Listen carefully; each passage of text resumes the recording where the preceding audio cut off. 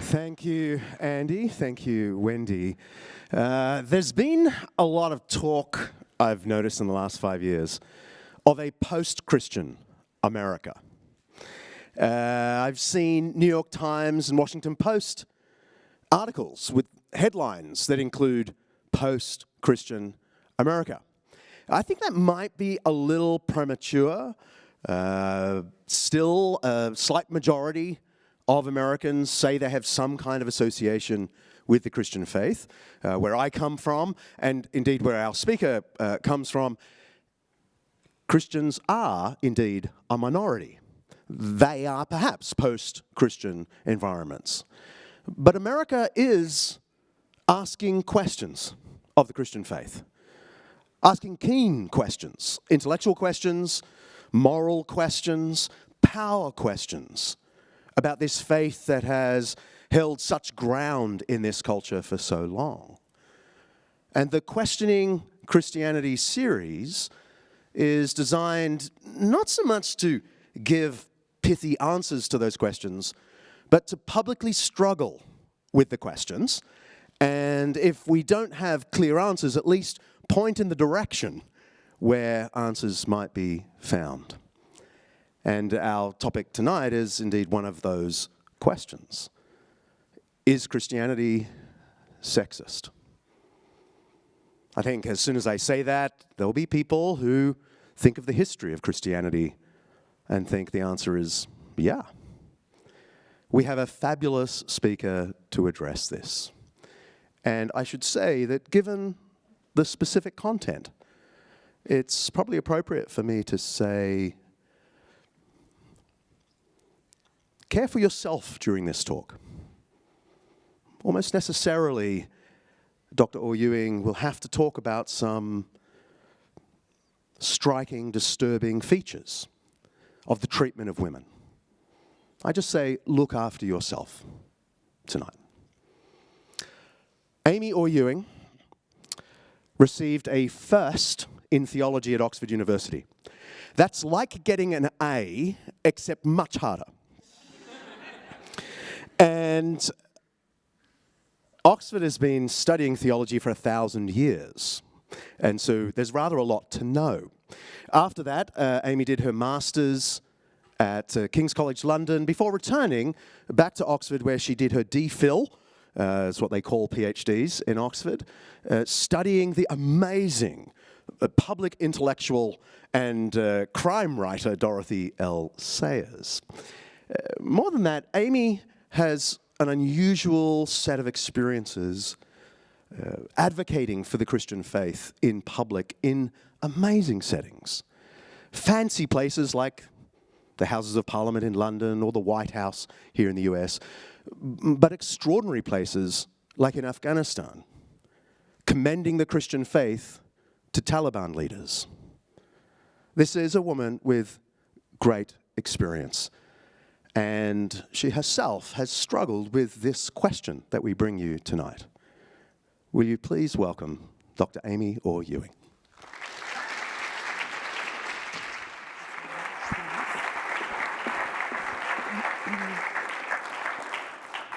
Well, good evening, and thank you so much for that very generous welcome, John, and thank you to everyone here at Wheaton for your amazing American wonderful hospitality, but not so much the weather. So this evening we are examining and exploring together this question: is Christianity sexist? Now, I think if we were to take a poll on the streets of the city near where I live and ask, is Christianity sexist? Overwhelmingly, the answer would be yes.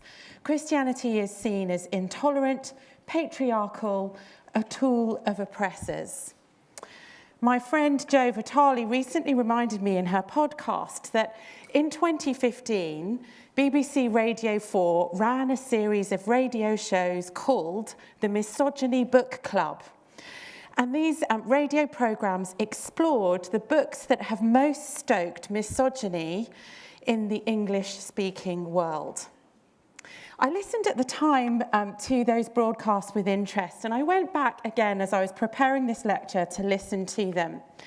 Here are the books that were examined as significant in fueling misogyny in the English-speaking world, and that were then discussed as radio programmes, and they included Shakespeare's play Hamlet, and focusing in on his attitude to women's sexuality and their licence to speak. D.H. Lawrence, Sons and Lovers. Perhaps unsurprisingly, 50 Shades of Grey. But guess which book got the #1 spot? Well, you guessed it, the Bible, and in particular, the book of Genesis.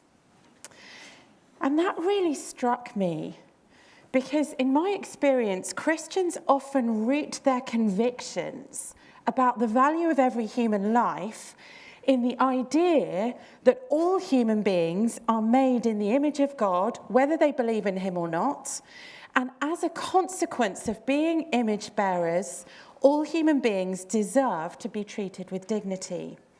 Now, this idea is explored in Genesis, the first book of the Bible, and in the first chapter, in verse 27. So God created humanity in his own image. In the image of God, he created them. Male and female, he created them. This ancient text from the ancient Near East speaks of male and female as image bearers of God. You see, the Christian faith is not a survival of the fittest worldview, where the elimination of the weak by the strong is accepted. After all, this evening, we could ask ourselves the question, why not be sexist? Why not dominate or subjugate other human beings if that works out well for you? It is the Bible that tells me that all human life has a transcendent source, and thus it matters how people, male and female, are treated. And the Bible also warns me that I will be held to account for how I have lived. My actions and my decisions in history have a relevance in eternity. Now, in the context of women today in the world, this question is life and death. I've just been involved in a plan to help women who were captured as part of the Chibok girls by Boko Haram in northern Nigeria a number of years ago, where they were abducted as schoolgirls and forcibly married to Boko Haram fighters and now have children. I've just been involved in seeing some of those women liberated, set free. Around the world, this question of misogyny and sexism is live, and well, it's life and death. But our current situation for women in the West is also quite concerning. Let me draw your attention to two phenomena we face as women in the West. Number one, objectification. That could be construing an individual as an object, leading to women being perceived, when objectified, as less competent and, by virtue of becoming an object, as less human, writes one scholar. Women are assessed by physical attributes as sexual objects on a comprehensive scale. And one study found that women, when objectified by a focus on their sexual features or functions, sexual objectification, they were perceived as lacking uniquely human attributes. They were seen as animals. It's called animalistic dehumanization. And conversely, when women were objectified by an emphasis on their beauty or physical appearance, appearance-focused objectification, they were perceived as lacking human nature, mechanistic dehumanization. The scholars wrote, in study 3, we also examined an outcome associated with women's risk of harm and found that mechanistic dehumanization in response to appearance-focused objectification uniquely promoted the perception that a woman was less capable of feeling pain. That is in the Western world that you and I live in, where if you're a man here tonight, thank you for coming. Where your daughter, your wife, your mother, your sister will experience this reality. So that's objectification. Then secondly, sexual violence. In the USA, according to the Centre for Disease Control and Prevention, sexual violence is sexual activity when consent is not obtained or freely given. And it's a serious public health problem in the United States. Sexual health violence affects millions of people each year in the US. And researchers know the numbers underestimate the problem because so many cases go unreported. Survivors may be ashamed or embarrassed or afraid to tell the police, friends or family about the violence that they have experienced. Sexual violence is common. Over half of women have experienced sexual violence involving physical contact during their lifetimes. This is according to the Centre for Disease Control in the US. 1 in 4 women have experienced completed or attempted rape, and 1 in 3 women have experienced sexual harassment in a public place. And those statistics are very similar in Britain.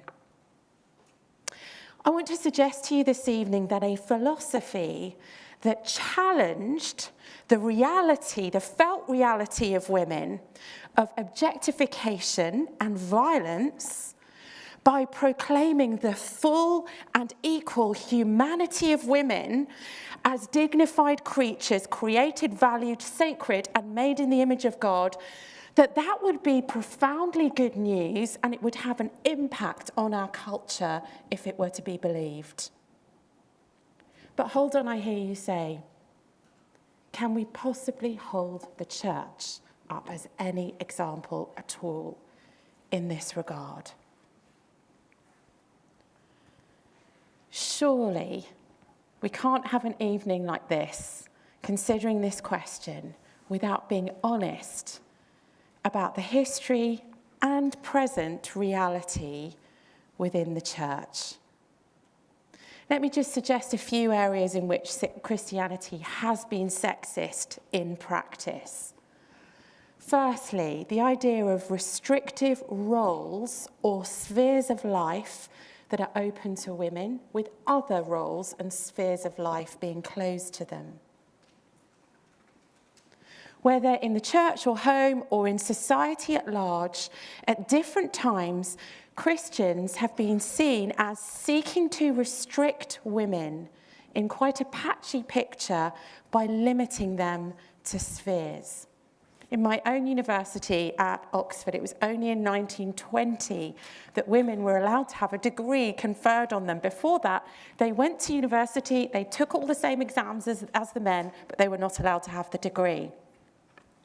As one of the beneficiaries of belonging to the first cohort of women to graduate from Oxford, Dorothy L. Sayers, who John mentioned earlier, called to mind the pioneers of university training for women, who demanded that women should be admitted and be allowed to have the degree. And they found that the question was repeatedly posed to them, why should women want to know about Aristotle? And Sayers found that her appeal was not to a feminist narrative of female equality or even superiority over men, but a direct assertion of the female humanity and individuality of a person, and the determination to avoid reductionism by viewing a person through the physiological elements of their biological sex. She said the answer is not that all women would be better for knowing about Aristotle, but simply what women want as a class is irrelevant. I want to know about Aristotle. It is true that most women care nothing about him at all, but I, eccentric individual that I am, do want to know about Aristotle, and I submit there is nothing in my shape or bodily functions which need prevent me knowing about him. Women have been restricted to spheres, and sometimes the church has had the megaphone and the loudest voice calling for that. Secondly, women have been seen as seducers to be feared. Women have often been scapegoated and blamed for the sexual violence they then experience. The classic, her skirt was too short, or it was her fault for looking too alluring, or being in the wrong place. Why was she out so late? And some people see that kind of scapegoating as originating in the Genesis story of Adam and Eve. I was once on a BBC radio show debating with an academic, and this question came up, and she was absolutely determined to get this point across, that the origin story of the scapegoat woman is Eve being blamed for the evils of the world. I did try to point out that in the Genesis narrative, unlike equivalent narratives of the time, actually uniquely the Bible affirms the humanity of that woman Eve in giving her the capacity of volition at all.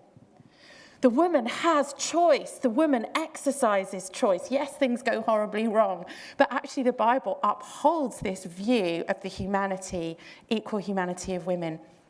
How else has Christianity been bad news for women? Well, thirdly, women were for a long time denied the vote, sometimes on the basis of Christians arguing for male headship, not just in the church, but also in the home. So there's one set of sort of propaganda arguing against women's suffrage in Britain, and these are the slogans. Women and men have separate spheres. Most women don't want the vote. Women's role is in local affairs. Women are already represented by their husbands. It's dangerous to change a system that works. Women don't fight to defend their country. They shouldn't be allowed to vote. And the church engaged in some of that sloganeering in my country. But the suffragist and movement worker for women's votes in Britain noted in her autobiography, 1935, she's called Helena Swanwick, and her autobiography is called I Have Been Young. She said, "Let there be no mistake about it. This movement, the movement to advocate for women's votes, was not primarily political. It was social, moral, psychological, and profoundly religious." So in a lot of these examples, we're going to see, yes, there were Christians and representatives of ecclesiastical authority restricting women in different ways.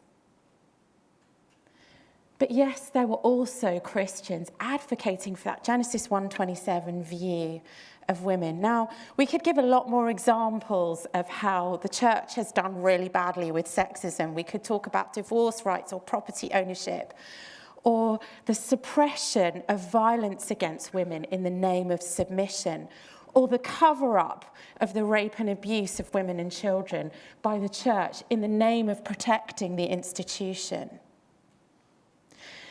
And I think this evening, if we're going to be honest, and we were to look at all of that and ask this question, is Christianity sexist? We would have to say, at least sometimes, the answer has been and is yes. This is a wrestle, this question, and as John said tonight, we're not offering easy answers. We are going to contend for some answers this evening, though. Now, if we address this question just purely on a personal basis of our own experience, some of us are going to say, no, the church, Christianity isn't sexist. It hasn't been in my experience. I've had a wonderful, liberating experience of Christian community. And others are going to say, no, I've had a terrible experience. So I want to suggest that our own personal experience probably isn't the best way to settle this question. For me, the most important question is this: does the Christian worldview itself, and does the teaching of Jesus and the life of Jesus, does it warrant the sexist behaviour perpetrated by those who call themselves Christians? And then secondly, does the Christian faith and worldview actually have something positive to say to a culture that does objectify women and subject women to such high levels of violence? Is there a coherent intellectual basis for the dignity, and humanity of women as well as men. And I want to suggest that this evening, as we struggle with these questions, we need to be honest about the realities perpetrated by some Christians at some times. But we need to ask ourselves, are those things a legitimate outworking of the Christian faith, and do they reflect the person of Christ? And to do that, we would need to go back to the source material, the scriptures, and ask whether our experiences are warranted by these texts. So let's begin to consider together the Old Testament.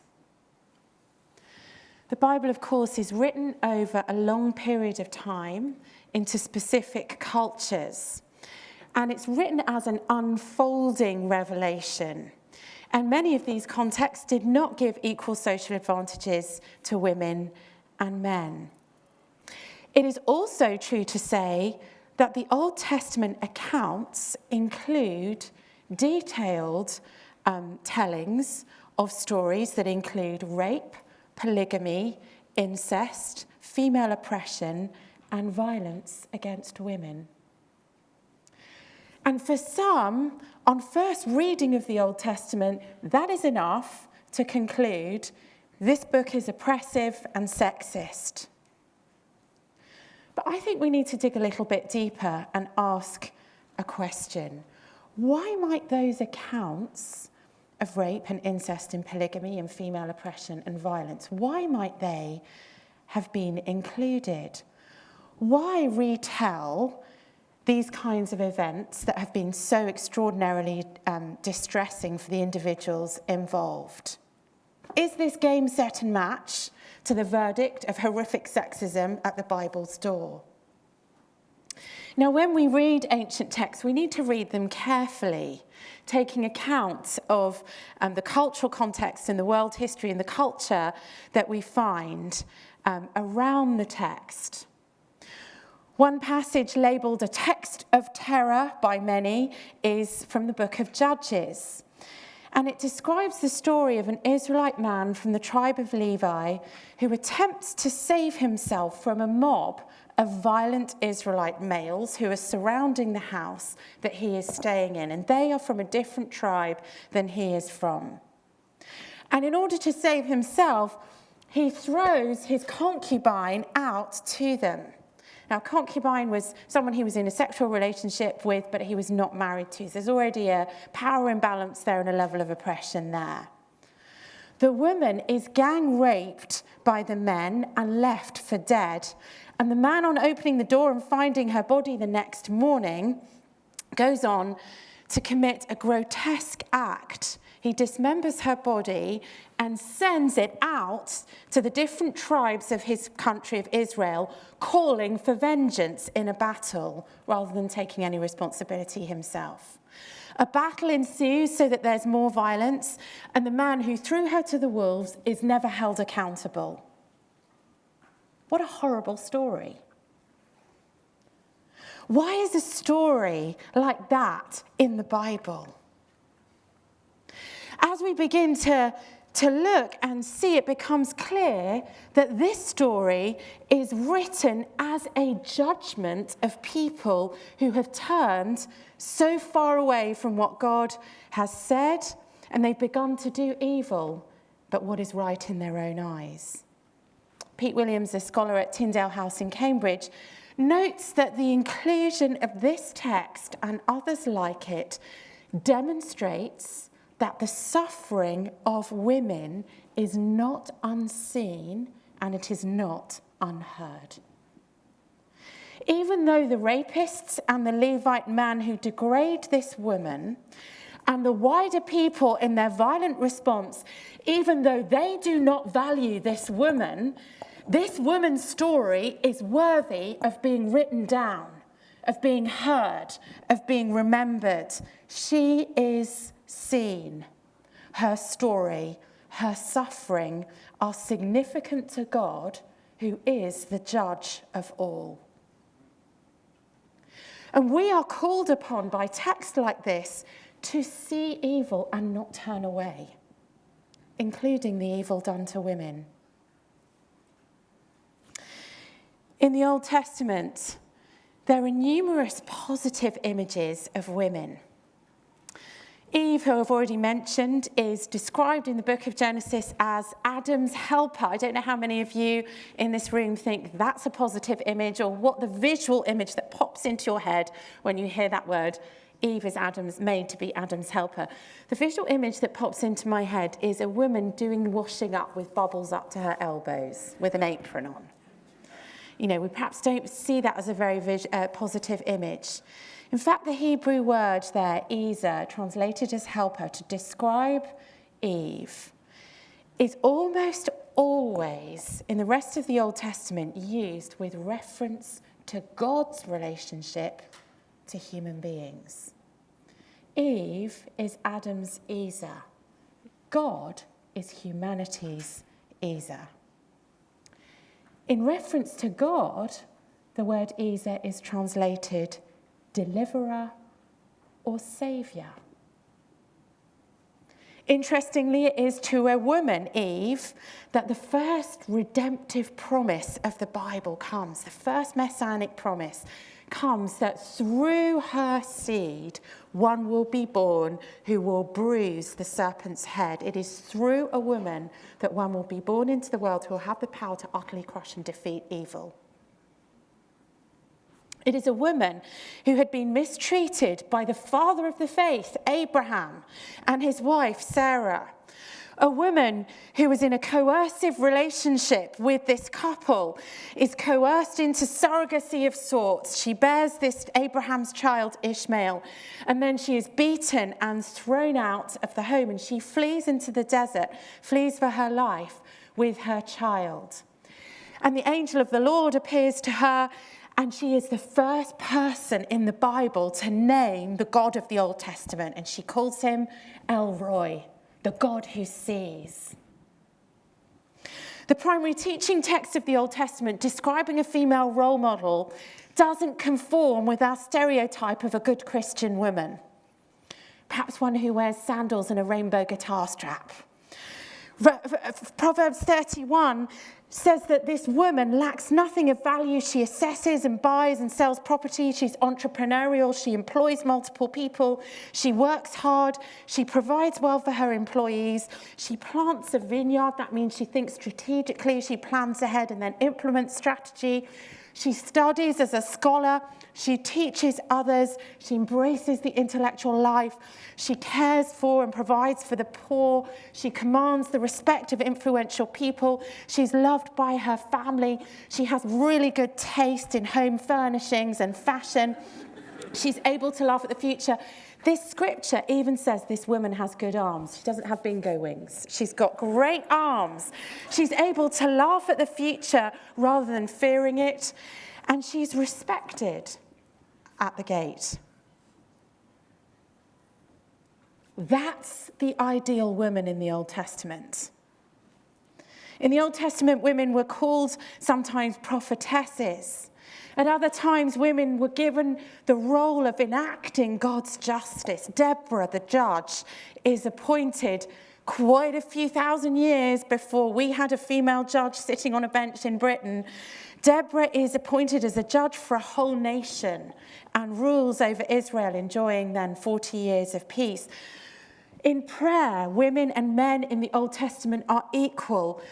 The covenant women of the Old Testament do not require the priestly mediation of their husband or their father.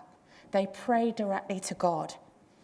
Women in the Old Testament challenge kings with their spiritual authority, lead out in worship like Miriam, pray to God directly, and find that their sufferings are empathized with and not skirted over, not despised, not forgotten. Their stories matter. And that is so unlike other equivalent texts of the time. Perhaps even more fascinatingly, the image of that female imagery is used to depict what the God of the Old Testament is like. In Isaiah chapter 42, God draws an analogy between himself and a warrior. and then between himself and a woman giving birth. Having given birth to twins, I can see an analogy between a warrior and a woman giving birth. This is interesting graphic language to describe God through the mouth of the prophet. And of course, Isaiah chapter 66, verse 13. As a mother comforts her child, so will I comfort you. The God of the Old Testament does not regard female imagery about himself as degrading in any way. Male and female, he created them in his image. Is the Bible sexist? I think there's a case that can be made of a really positive, counter to our culture view of male and female originating in Scripture. In the New Testament, there are a number of events involving women. And it's really important for us to understand the culturally conservative attitudes of the context into which the Gospels are written. And this context is open to our view by a small telling little statement in the Gospel of John. Jesus is about to have, or is having, a famous encounter with a woman at a well in chapter 4. But there's a very interesting telling little phrase in verse 27, which shows the context of the time, because the disciples come back and they come across Jesus doing something astonishing. The text says his disciples returned and were amazed to find Jesus. Insert the blank. What was Jesus doing? Standing on his head? Raising someone from the dead? Doing something absolutely surprising and amazing? They were surprised to find him talking with a woman. That's the context that Jesus' ministry occurs within. And what does he do in that context? Well, firstly, we see that he had female disciples.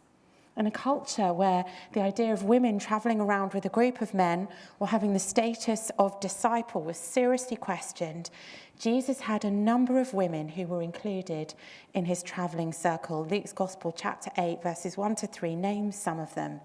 The 12 male disciples were with him, and also some women who'd been cured of evil spirits and diseases: Mary called Magdalene, from whom 7 demons had come out, Joanna, the wife of Chuza, the manager of Herod's household, Susanna, and many others.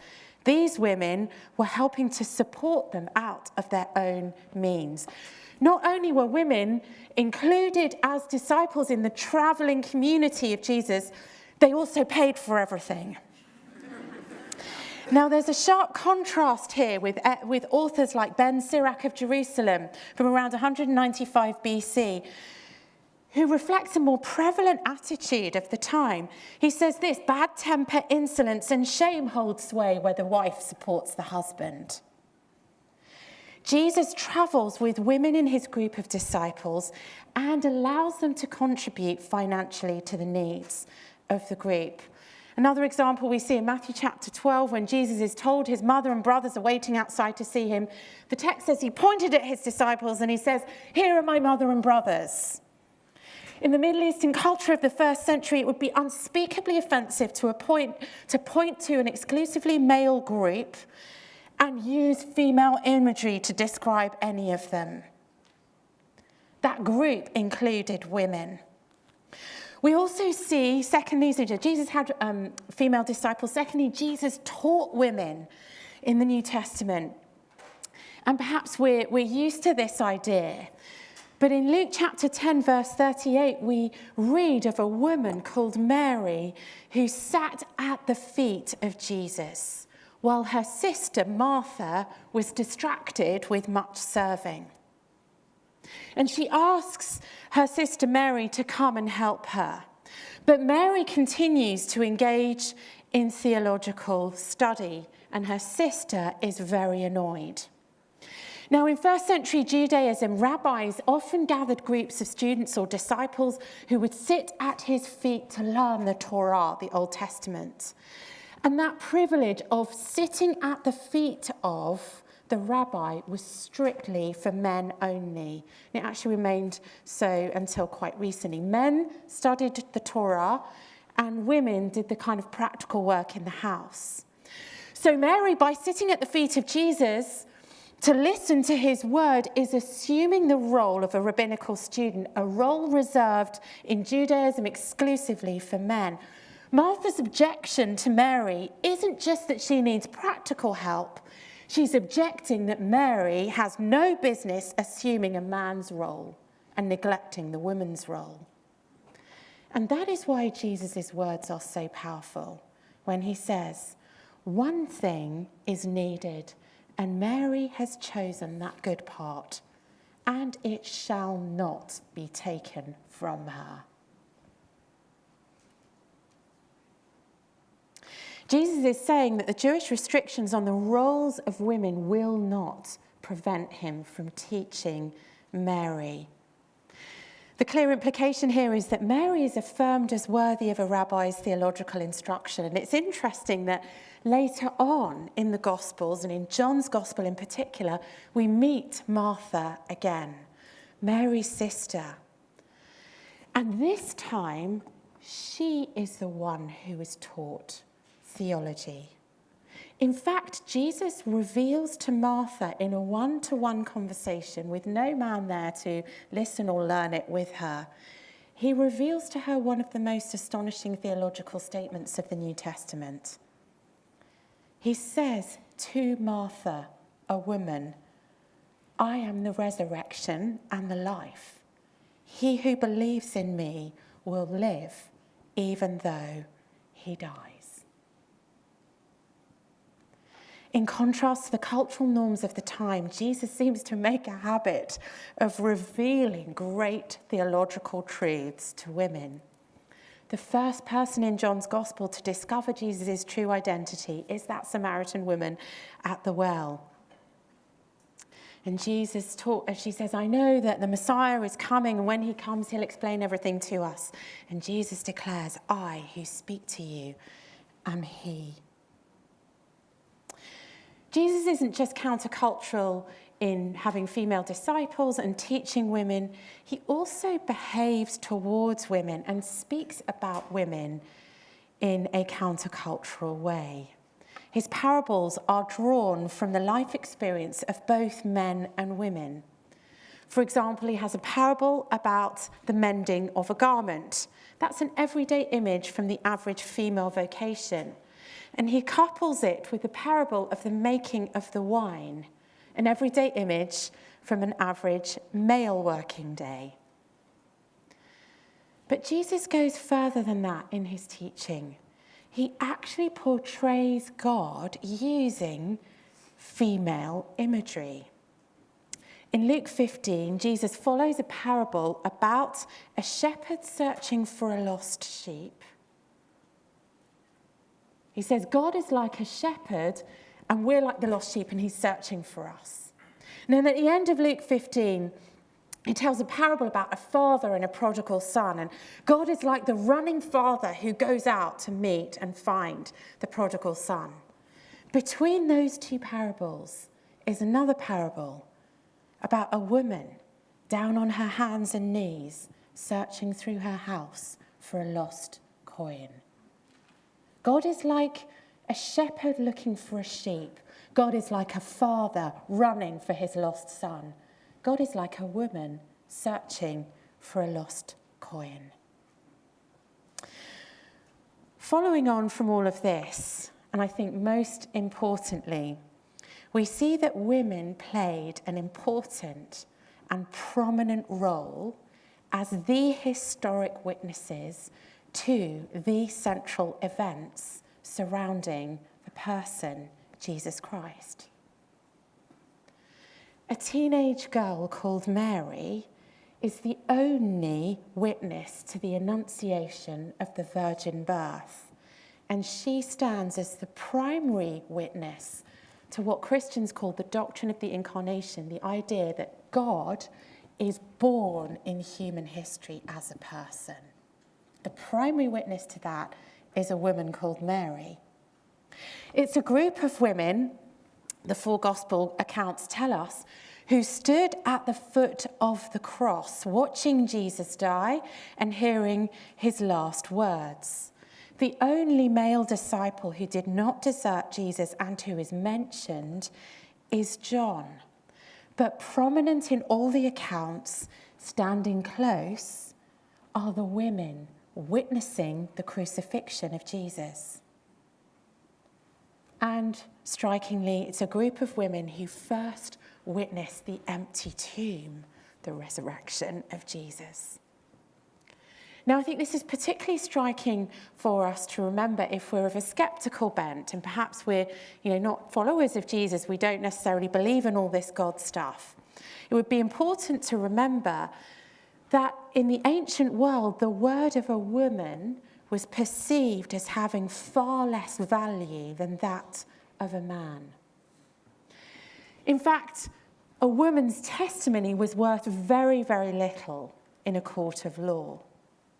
So if you were going to make up a story about God being born in history, dying by crucifixion, and then rising from the dead and conquering death, you would never position women as the primary witnesses if you were trying to get people to believe it actually happened. So this is seen as actually strong evidence for the veracity of the gospel accounts. It's unconscionable that someone in the ancient world fabricating a historical event would position female witnesses in the way the Gospels do. But the Gospels do.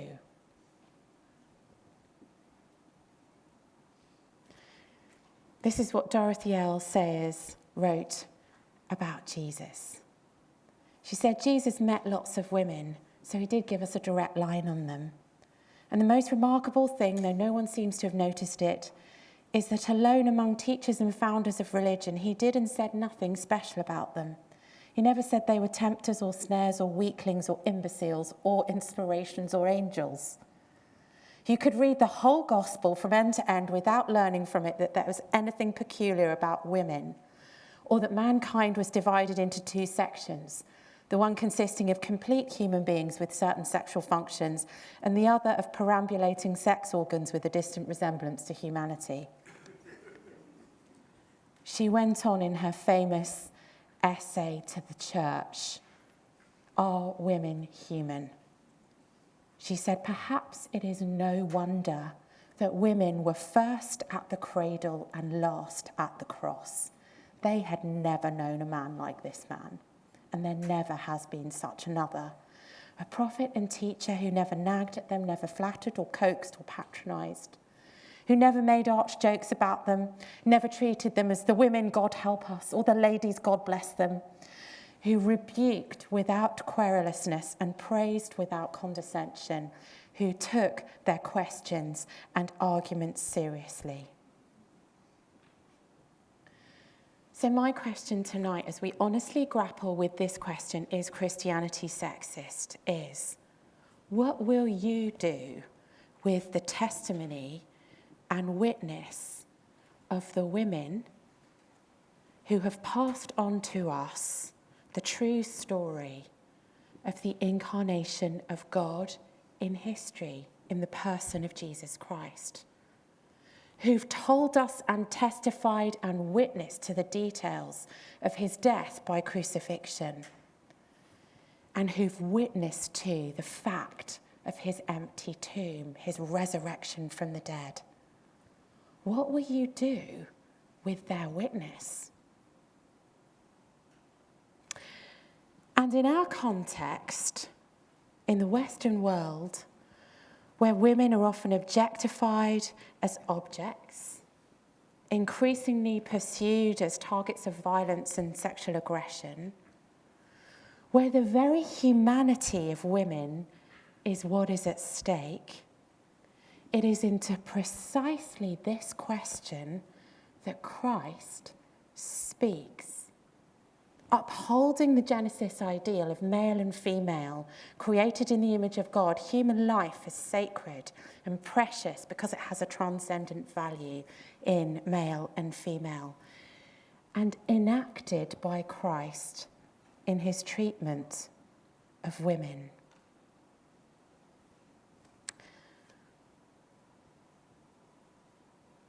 So as we come into land, we can see with our own eyes that religion has been patriarchal, that Christians have been sexist. But if we ask ourselves, is violence or patriarchy or sexism a logical outworking of the worldview? I think we'll come to a different conclusion. Jesus was radically countercultural in his positive treatment of women. And we see that Christianity in the early church actually reflected that really beautifully. In fact, Christianity eventually turned upside down how the Roman Empire viewed women. In the ancient world, women were objects and possessions. Their voices and opinions didn't matter. Girl babies were often left to die because the family wanted a boy. And they sometimes died or were found and taken as slaves, often to sexual slavery. Instead of being the lowest of status and vulnerable to infanticide or sexual slavery, as the empire viewed them, women in Christianity were seen as having equal humanity with men. Women in the New Testament are welcomed, taught, spoken of as equally human. Women are honoured as witnesses to the primary facts of the Christian story, the incarnation, the atonement, the resurrection. Women in the early church played significant roles in the biblical literature, teaching and prophesying and witnessing and providing and leading. And women in the early church went to their deaths in the amphitheatre, martyred alongside Christian men, and their deaths were recorded, like the first woman martyr that we know of, called Perpetua, a noble Christian woman born in Carthage in 181 AD. The Apostle Paul wrote in his letter to the Galatians, "There is no Jew, no Greek, no slave nor free, male nor female, for we are all one in Christ Jesus." And that vision changed the Roman world and ultimately shaped our society too. I suggest to you this evening that sexism and the oppression of women is not a logical outworking of the teachings of Jesus, which is why Christians in every generation have resisted it, although we haven't always done the best of jobs. I also want to suggest to you, though, that truth matters and ideas have consequences. And if male and female are equal image bearers of the divine image, and that underpins the sacredness of human life, the outworking of that will be practical. And it will look different from a worldview that tells us that human beings are just slime on the face of a rock, here by chance through a process of the strong eliminating the weak. A worldview in which there's no moral or philosophical reason to be overly concerned about domination or subjugation. We just need to make sure we're not on the receiving end of it. If the specifics of life are directly impacted by our foundational beliefs, then male and female, equally reflecting the image of God in their shared humanity, would be powerful and beautiful in our day.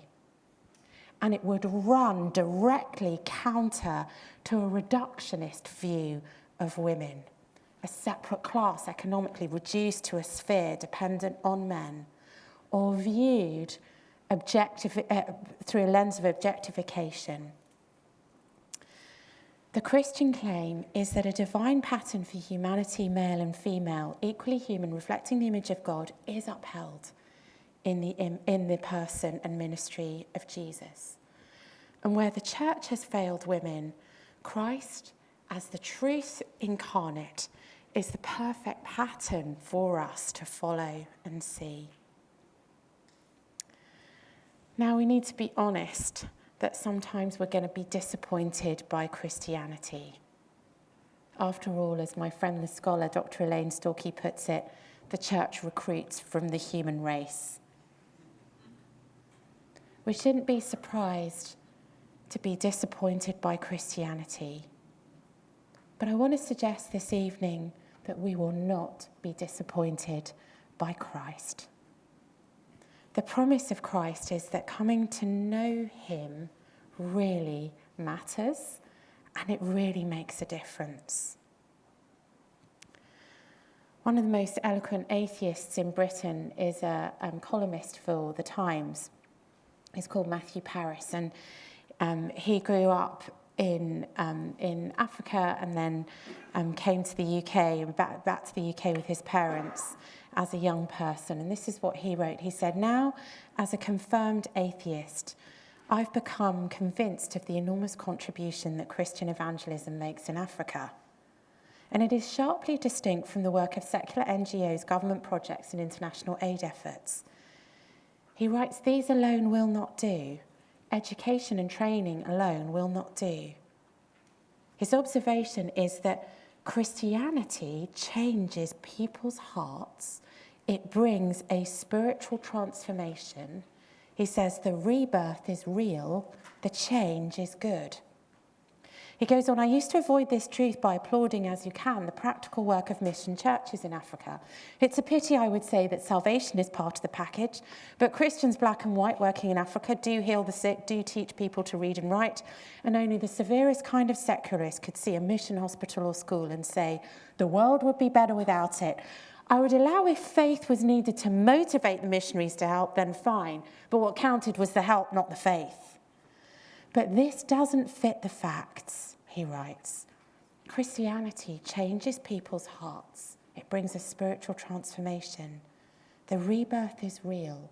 The change is good." I would want to change one word in that.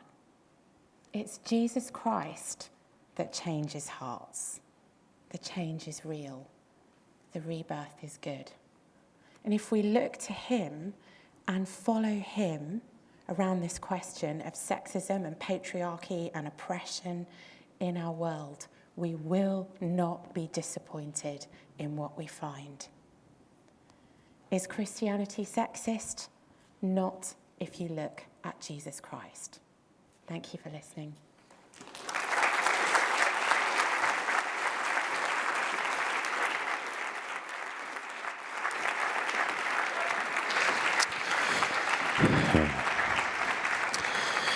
Well, thank you so much, Amy. We'll just do a little bit of a stage change. It wouldn't be a lecture series titled Questioning Christianity if we didn't allow you to question Christianity, or at least our representative of Christianity here tonight. And the way we're going to do it is you'll see two microphones in the aisles. Please just make your way there. You could queue up if there are many, many questions. But please do that and then offer your question. Try and offer it as clearly, succinctly as you can. But let me just say, any question is allowed. And if it's some kind of critique, I guess that's especially allowed. I'll kick us off while you maybe make your way to the microphones. I mean, in some ways, your argument is Christianity in its kind of pure form, it's Christianity in a vacuum, is great for women. The problem is that the church hasn't done that with any consistency. So I guess people might be wondering, does that not suggest Christianity lacks power, has great ideas, but doesn't actually work itself out? Thank you, John. I think that's a really powerful critique, honestly, although I did try to argue that certainly the early church actually completely upended the sexism of the Roman world and did live it out very practically. And there have certainly been many seasons and eras of the church where we have said that, seen that reality lived out.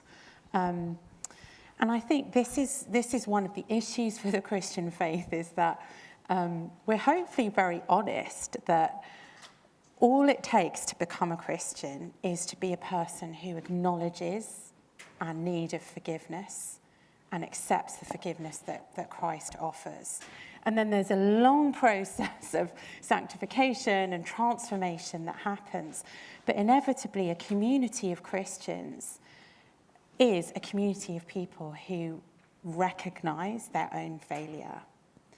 And so that's a great strength on one level, but in an area like this, where we can go through seasons and kind of cultural waves sweep through, which take us away from Christ, take us away from the impetus of the scriptures, it's also an issue. We are fallible, the church is fallible.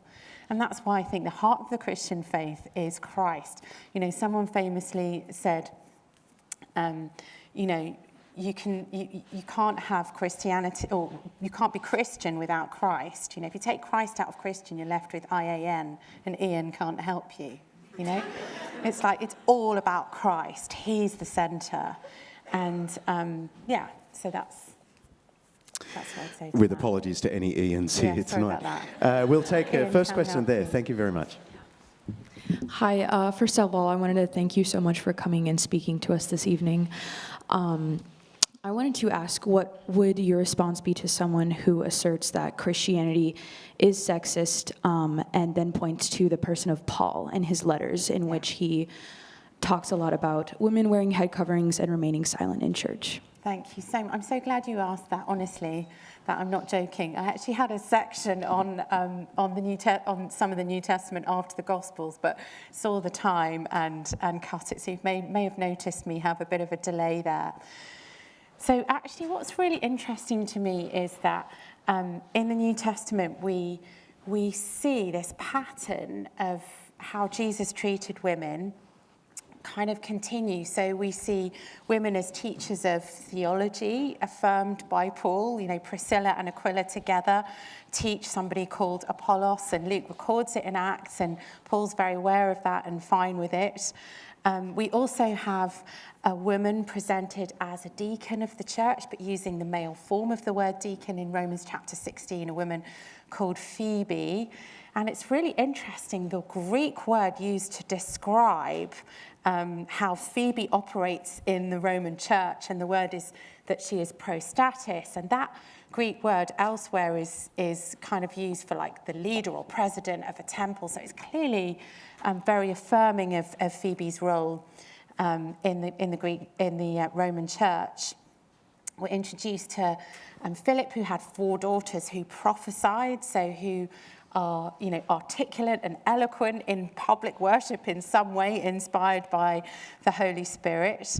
There's some argument over the name or the word junior, whether that's a male or female person that Paul describes as outstanding amongst the apostles, but scholars will point to the fact that there are multiple references to junior as a female name and almost none to junius as a male name elsewhere in Greek literature. So whatever we make of, I think, the 2 significant passages you're probably thinking about, which are 1 Corinthians 14 and 1 Timothy 2, 1 Corinthians 14 speaking about male headship, and 1 Timothy 2 talking about a woman being silent in the church and not having authority over men. However we understand those 2 specific passages, they need to be read, as with everything else in the Bible, in the context of the rest of the New Testament.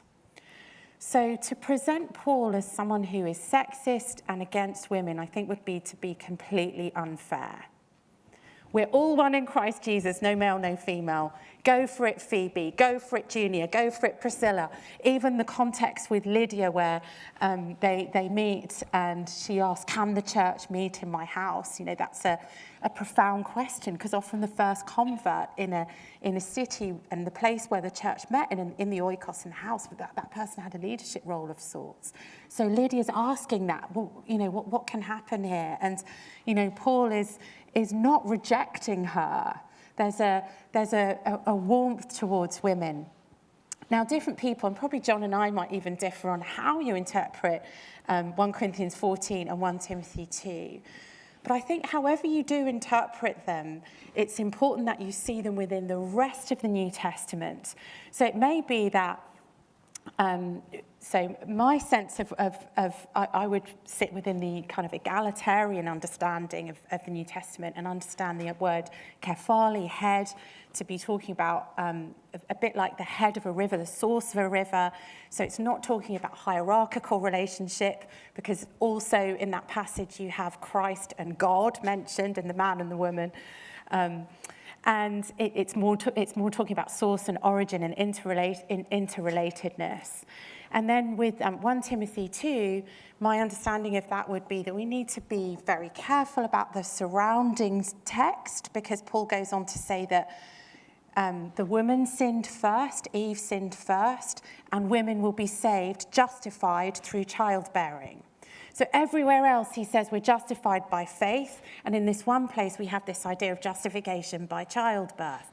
So clearly there's something going on that's interesting and maybe a bit different, and the context in the Ephesian church where Timothy lived was that the worship of the goddess Artemis dominated the city, so the church would have been filled with people who came from a background of that worship. And that involved women dominating men. And those would be women who didn't know the Genesis story of Adam and Eve, and who would need to be taught that. So Paul wants those women to learn in quietness. They still need to learn. They need to study and be taught. So my understanding of that particular text is that it doesn't cancel out the other areas where Paul is very positive about women's voices being used and exercised in the church. Now, some will have a different view and view that 1 Timothy 2 passage as speaking about all women in all churches for all time. And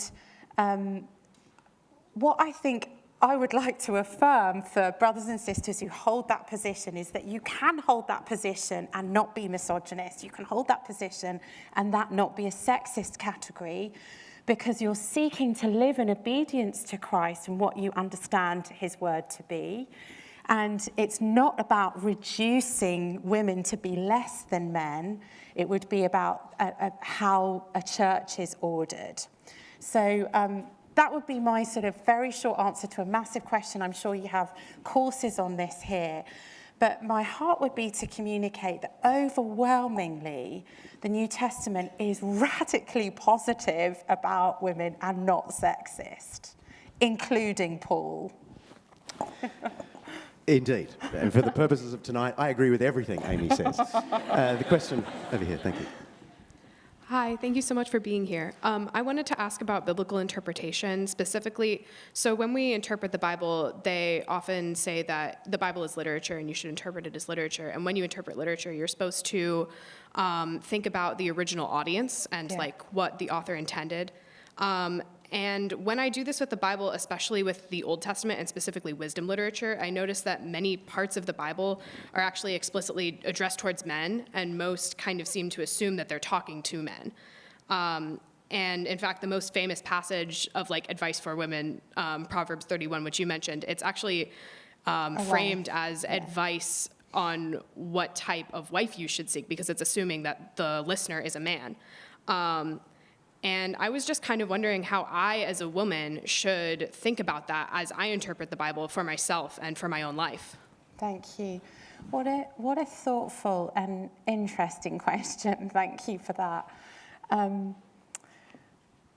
mean, I think that's a huge area which I can't do justice to it tonight, but let me offer one thought, which is that within the New Testament, the church is envisaged as the bride of Jesus. Eternity is envisaged as the wedding supper of the Lamb, where God marries us, and the church, the imagery of the church is overwhelmingly female. So I don't think the Bible positions it all one way. Having said that, of course, we understand that Scripture is a sort of unfolding revelation, and the context of the ancient Near East is overwhelmingly patriarchal, and so it will be true that there is this kind of dominant use of male language. But it does seem to me that the New Testament kind of is quite radical in saying, when you become a Christian, women, you're a son because you're an heir. And that's how the ancient world understood being an heir. So I'm very happy to sing choruses and hymns where I'm a son, because it's about adoption as an heir. But men, you're the bride. So if you can live with that, we can live with being the son. So I don't know if that's helpful, but I don't know if you want to add to that, John. Well, it just occurs to me that in the New Testament, at least Philippians, 1 Corinthians, Colossians, Ephesians, explicitly name women, address them directly. So they are hearers. This is literature designed for women to hear in that immediate moment. Yeah. And that's the context in which Christians read the Old Testament as well. Yeah. So women are explicitly in the audience. If you take a canonical perspective, that is, read the Old Testament through to the New Testament, it's clearly men and women together. Over here, thank you. Thank you so very much, truly, for sharing with us tonight. I think our culture needs it, and I wish I had invited more men to join us. Given your involvement with the apologetics and the Akka in regards to the Adam was born first, Eve second, Adam from the dust, Eve from his rib, written perhaps by Moses, how do we respond to this kind of male-dominated we were first logic? Thank you. So I mentioned earlier that I have twins. And one of the jokes when you have twins is that everyone asks who was born first. And that idea of the first being primary is very dominant, isn't it, in our mindset? And it was wonderful the first time they were in East Africa to meet a leader in East Africa who said to the second-born, "You're the leader." In our culture, when there are twins, the leader kicks the one out first, you go and check, and then comes out afterwards. So the dominant one comes second. And that struck me as really, really interesting. Like, there are two ways of seeing it, aren't there? Men are made from dirt, and we're made from a rib. I don't feel too worried about that. But in all seriousness, of course, you know, that has been taken to assert male dominance, but I don't think the text allows for that. Genesis 1:27 that I've really gone on about a lot tonight. Extraordinary in the era in which Genesis was written to say male and female, right there at the beginning of the Bible, created in the image of God. Extraordinary to call woman Isa, a name given to God, prophetic of the role that a woman would have in giving birth to the Messiah, of course. So, yeah, other than that, I'm not sure what to say, but hopefully that's helpful. Thank you. Question over here, thank you. All right, thank you so much for being here. The lecture was fascinating, and I'm so glad I got to come.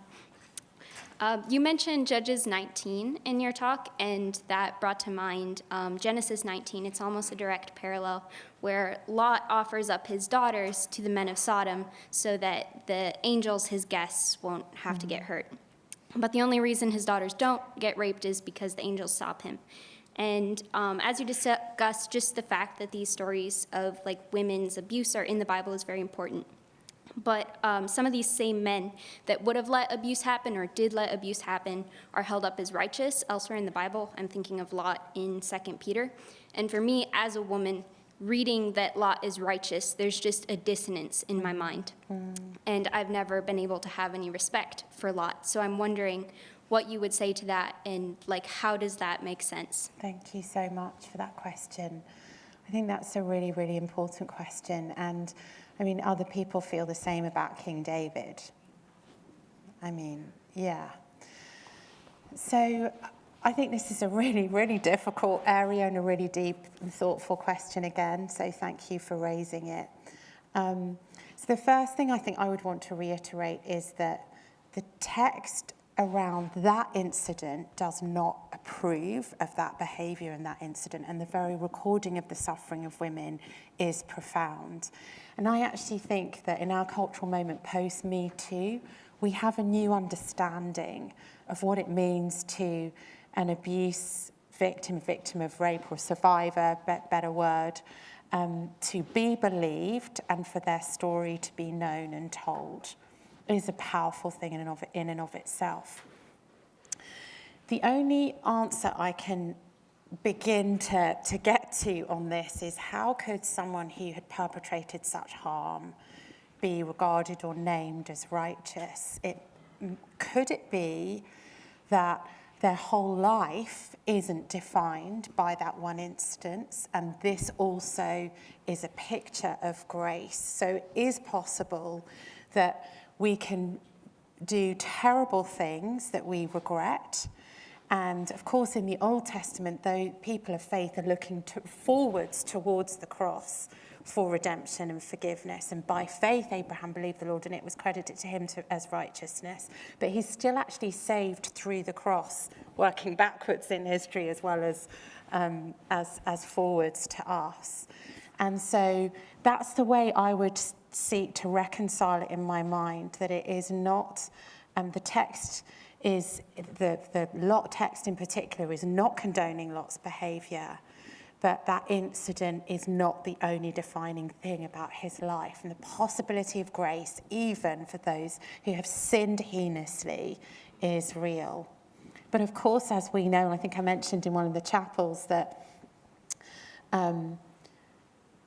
grace is possible through repentance, and repentance never involves a minimizing of harm. And in our Western church, I feel that's a message we need to recapture. Not cheap grace, very costly grace through the death of the Son of God in history. Thank you. Yeah. Question of that. Yeah, thank you so much for your lecture. I'm curious about the social extension of the claim that Christianity isn't sexist because of the person of Christ. I think a lot of times the question is asked with a broader understanding of how we create a more just and equitable society for women. So my question is, do you think a Christian worldview and a commitment to the biblical understanding of Jesus is necessary to form a more just and equitable society? Or could these equal conclusions come from other ethical systems or frameworks of worldviews? Thank you. That's a really thoughtful question as well. I love that question. I wouldn't want to be so arrogant to say as it would be impossible without the Christian worldview for such a system to occur. But I think I would question what the basis for it would be. So if life doesn't have a transcendent source and we just have a materialistic understanding of origin, and all we are is the stuff, the matter of our bodies, here through a process of the survival of the fittest, or however we understand, however we understand evolution, whatever, what can account for an ethic that uplifts the weak and protects the physiologically weaker? So if a male is able to overpower a female, why not? Particularly if you're seeking to have what you want in life, or you're seeking to propagate your own DNA.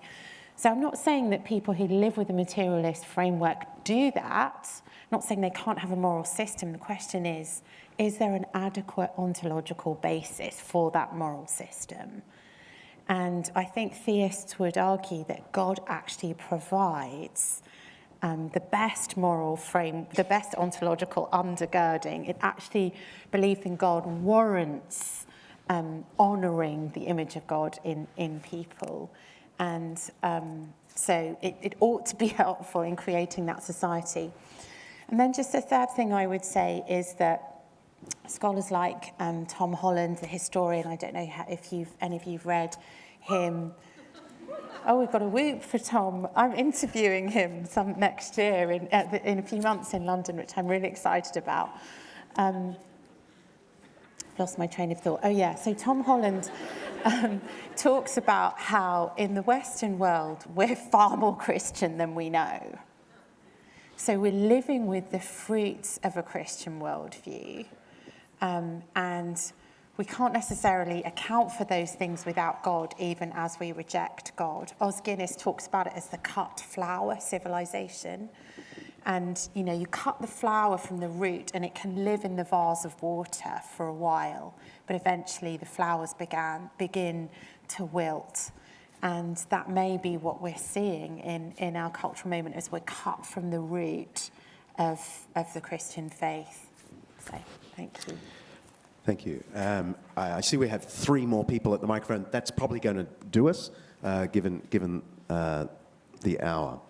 I feel like just adding that there's a clip going around right at the moment. Yuval Noah Harari, an amazing video clip. He's a very prominent atheist, the author of *Sapiens*, and he's you can find it anywhere, giving a tirade against anyone who thinks that human rights are real. Because if we are just evolved creatures, there can be no such thing as inherent human rights. It's theology, he says.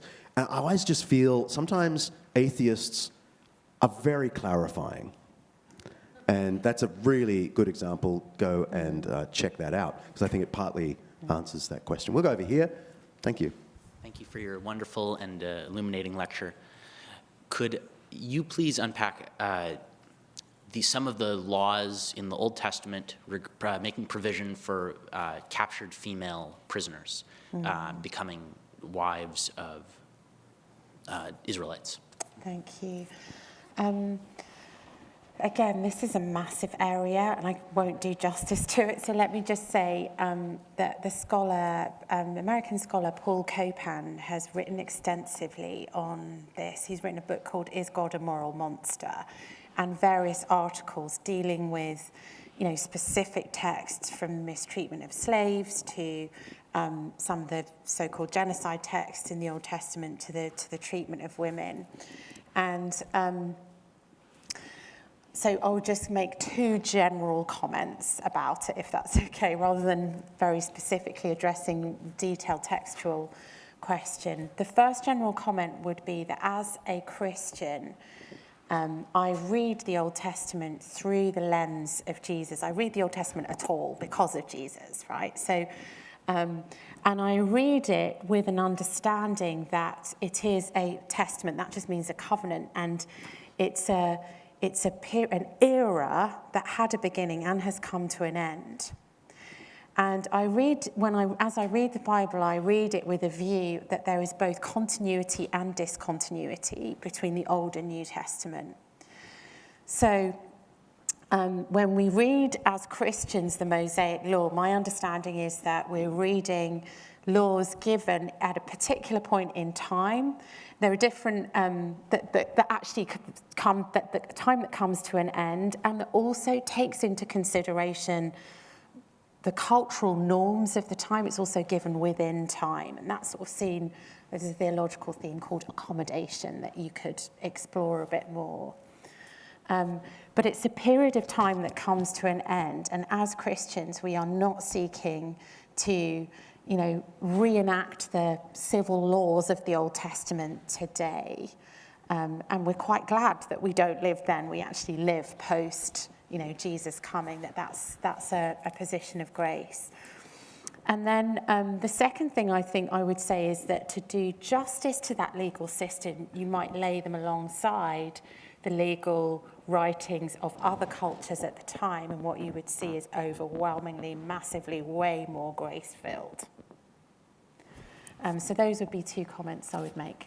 Yeah, lovely. Thank you. Thank you. Hello, thank you for coming and speaking to us. I have a question on gender roles. Sorry, can you say that again? I didn't hear that. I have a question on gender roles. Gender roles, thank you. Yes. So in the church I was raised in, I was taught that women and men are equal and we are images of God, but we have different roles.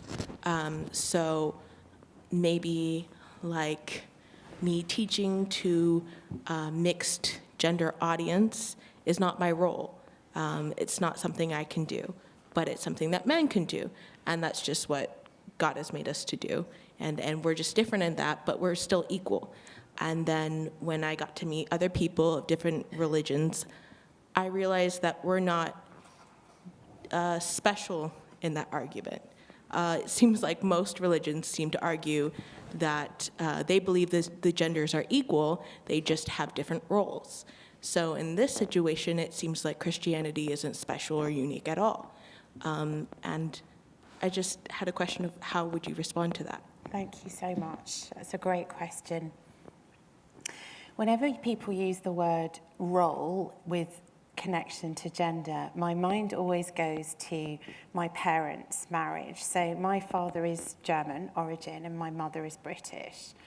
And one of the things that happens when people from two different cultures get married is they really disagree on gender roles. And the thing that springs to mind, the example that springs to mind is who carves the meat. In Germany, the woman's role culturally is to carve the meat. In Britain, it's the man's role to carve the meat. My question is, how much of our thinking about gender roles is actually from the scripture, and how much of it is from the culture? And I think if we do a forensic deep dive, we see, I've just mentioned a woman called Priscilla who taught a man called Apollos with her husband Aquila, but she engaged in teaching him. And we're all taught in some sense by female witnesses if we believe in the core aspects of the Christian faith. It's actually pretty hard to be a Christian without being taught by a woman. You can't really know the incarnation, crucifixion, or resurrection of Jesus, so good luck. Now, obviously, I don't want to be glib about 1 Timothy 2 or 1 Corinthians 14. We've already mentioned those. And again, I want to be respectful of different interpretations of those passages. But essentially, it really does come down to those two passages and our questions about what they mean. Because elsewhere in the New Testament, we see women prophesying, women in the Old Testament even leading worship, or exercising leadership as a judge, women flourishing and functioning. And so I think the last thing I would say on this is when we get into a mindset of questioning whose role is what too much, we're probably not really in the flow of the New Testament. So that's what I would offer. John, Thank I you. don't know if you want to offer anything more. No, for the sake of time, we won't. We'll just go to the penultimate question. Thank you so much for your lecture. I was wondering if you had any thoughts on the usage of violence against women in the prophetic books. I'm thinking of like Ezekiel 16, where a prostitute is an analogy for Israel, and God threatens to sort of strip her of her clothes in front of the nations that she's practiced idolatry with. Some would say this sort of trivializes violence against women. Thank you. Again, a really thoughtful question. And I suppose my understanding of that would be, obviously that's an analogy that is being used rather than something literal, it's figurative. And I think where we see that in Ezekiel, we also see male images of judgment and shame being used. So you could make an argument that actually God is treating male and female as equal in actually judging both, using different kinds of figurative analogy. But obviously one would want to be careful with that, but I think we do see both. We see male and female images of judgment, as well as male and female images of example. So, for example, in the book of Proverbs, wisdom is personified as female, which is really interesting and intriguing. So it kind of cuts both ways. Yeah, and in Hosea, I mean, Yeah. Israel is a wife that the Lord can't give up. Yeah. He keeps Loving, pursuing and loving. Keeps pursuing. The last Yeah. question, thank you. Thank you for sharing your testimony today. I want to ask some of the verses, and I want to hear your response from some of these verses. From 1 Timothy 2:12, it says, "I permit no woman to teach or to have authority over a man. She is to keep silent." And in 1 Corinthians 14:35-35, it says, "Women should be silent in the churches." So I wanted to ask, how as a Christian in today's culture, how would I respond to these verses that talks about female leaders within the church? Thank you. So I think we've touched on this a little bit already this evening, but you know, in 1 Corinthians 14, where it talks about women being silent, elsewhere it talks about how women should speak when they prophesy in the church. They need to cover their hair and not wear suggestive clothes. So from 1 Corinthians, we know that Paul's expectation is women are speaking. So whatever it means, it doesn't mean they literally need to shut up in church. And so we need to be careful in how we interpret these passages. And if someone brings that to you who isn't a Bible scholar, you might want to just go back to the rest of Corinthians and show.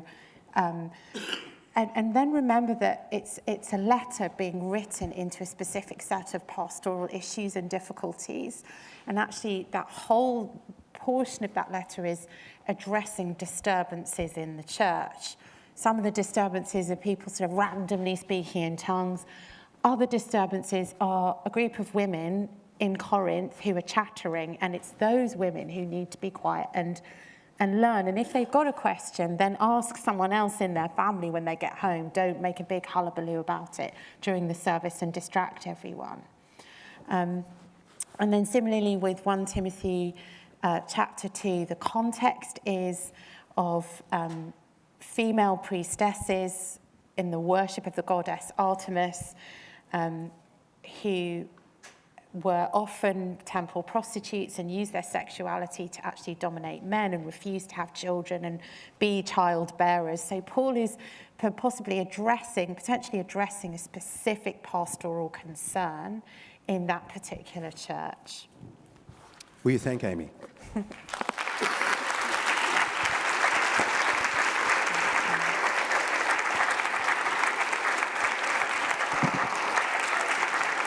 Thank you. Thank you so much for coming. First in our series, Questioning Christianity, there is a postcard which you can take, stick on the fridge, and it lets you know next month we've got a topic, Has the Church Done More Harm Than Good? By some Australian fellow. The month after that, Rebecca McLaughlin on Is Christianity Out of Date and Out of Touch? And then I apologise, in the next month, it's that Australian fellow again. Are there too many versions of Christianity to believe any one of them? Please come along. Again, thank you, Amy Orr-Ewing.